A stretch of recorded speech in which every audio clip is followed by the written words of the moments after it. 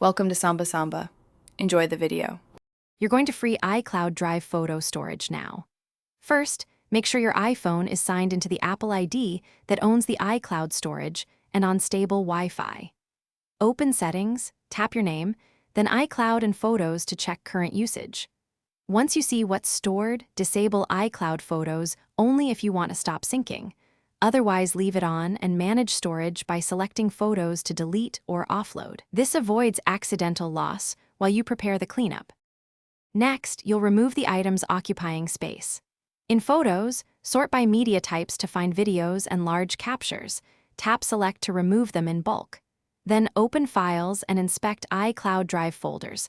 Look for app backups or exported photos and delete duplicates you no longer need. Make sure to clear the recently deleted folder in Photos and Files so space is reclaimed.